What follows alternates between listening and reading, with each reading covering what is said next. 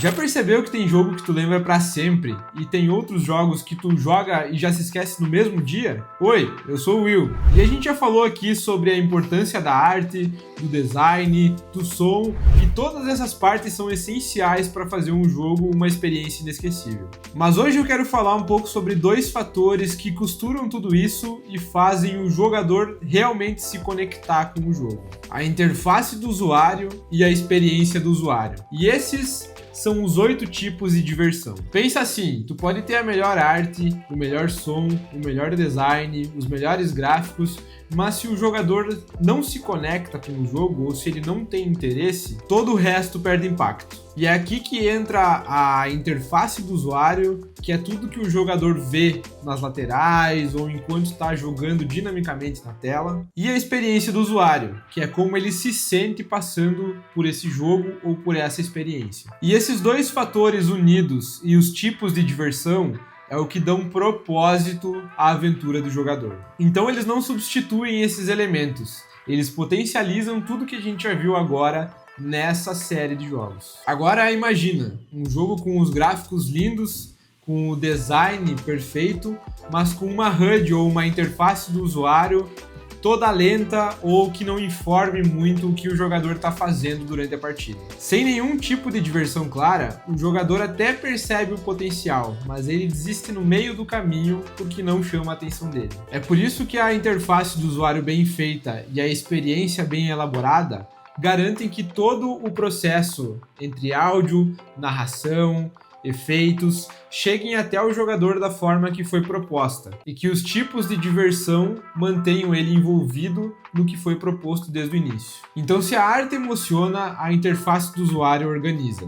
Se a narrativa envolve, é a experiência do usuário que faz tu se sentir parte dela. E se a mecânica do jogo é divertida, é a interface que te dá controle sobre ela. Então, se a interface do usuário é o que tu vê, como a barra de vida, o minimapa e as missões do jogador, a experiência do usuário é o que te envolve, que te faz correr atrás desses objetivos e participar da jornada e da aventura com o protagonista. E tem 3 pontos chaves que unem isso tudo: a hierarquia visual, que mostra o que tu tem que ver primeiro, o feedback claro, que a cada clique é uma resposta imediata, tanto do jogador quanto da interface, e o fluxo intuitivo, que tu pode até jogar, mas tu nem tá reparando muito na interface. A interface do usuário guia os olhos e a experiência do usuário guia as emoções. E juntas elas dão vida a tudo que os outros elementos constroem.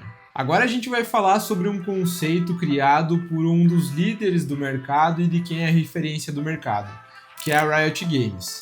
Eles se referem a algo como os 8 tipos de diversão. Eles dão propósito ao áudio, ao visual, à experiência e à interface visual. Sem diversão, o jogo vira só um software bonito. Então são eles: a sensação, o fellowship, o desafio, a aventura, a narrativa, a descoberta, a expressão e a submissão. E eles não são concorrentes da arte ou da música ou da narrativa. Na verdade, eles complementam tudo que se torna envolvente e importante para a experiência do jogador. Então olha só como tudo se conecta.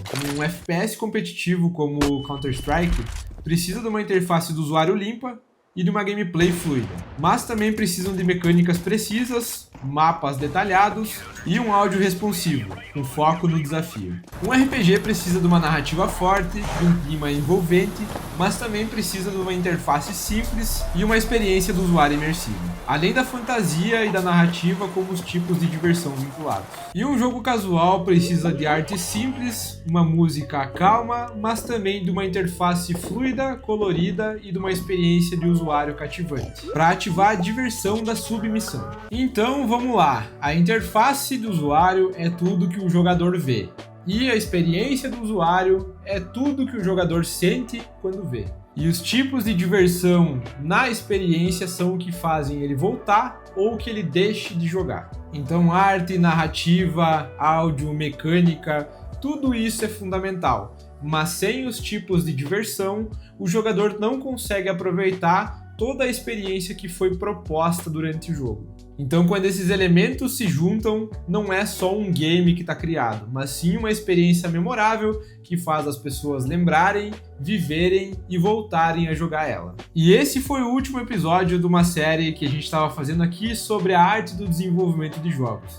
Se tu curtiu, achou que faltou algo que podia ressaltar, ou gostou de alguma parte específica da série, comenta aí, me diz que jogo que tu sente essa fluidez, qual foi o jogo que teve uma experiência de usuário boa, uma interface que deu para ser lembrada, bonita, agradável, e o que tu gostaria de ver aqui nesse canal. Mais episódios, tutoriais de programação, algo falando sobre design ou arte dos jogos, e também sobre tecnologias imersivas ou gamificação. E vai ficar na descrição desse vídeo um e-book que a gente preparou sobre o desenvolvimento de jogos, algumas partes mais detalhadas, mais complexas e mais conteúdo sobre todos os processos que a gente falou aqui ao longo dessa série. Então, sinta-se à vontade para baixar, estudar, comentar aí o que achou do e-book e tudo mais. É isso, obrigado aí quem acompanhou a série, valeu e até mais.